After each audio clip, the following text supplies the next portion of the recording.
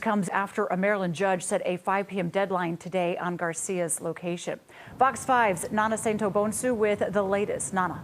Hey, Julie, good evening. So there's a lot developing in this last hour on this Kilmar Abrego Garcia case. But the latest information, according to the Trump administration, is that 29-year-old Kilmar Abrego Garcia is, quote, alive and secure in a terrorism confinement center in El Salvador. And this is all from a source at the United States Embassy in San Salvador. Now, let's catch you up to speed on this case. Almost a month ago, Abrego Garcia was detained and deported by immigration agents to El Salvador. But the government later admitted that it was an administrative error. Since then, attorneys for Garcia and his wife have been fighting to get him back to the United States. The Supreme Court got involved in this back and forth between the Department of Justice and a Maryland district judge for the return of Garcia. The Supreme Court ruled unanimously that the DOJ must facilitate the return of Garcia. Now, District Judge Paula Zenas is requesting daily updates from the DOJ on the following. Where is Garcia? What has the government done so far to bring him back?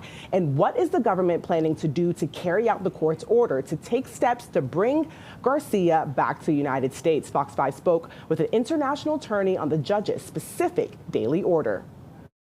The judge is requiring this daily update exactly to put pressure on the government, because the hope from the judge, at least, is that the government is going to ultimately say, okay, we actually do have to comply with this order and we are going to have to do something about this. So the judge is putting pressure on the government, requiring a daily appearance by the government lawyers before this judge and inquiring on a daily basis as to exactly what the government is doing.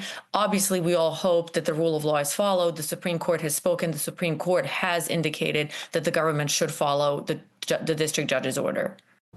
And now, Julie, just moments before the DOJ's update, Garcia's attorney did make a motion looking to hold the Justice Department in contempt. But the government did make today's 5 o'clock deadline, providing the public with the whereabouts of Garcia. But it's important to note that in today's update, they say Garcia is, quote, detained pursuant to the sovereign domestic authority of El Salvador, meaning this could be a challenge bringing Garcia home. We have reached out to Garcia's attorneys on the government's response, and we're waiting to hear back.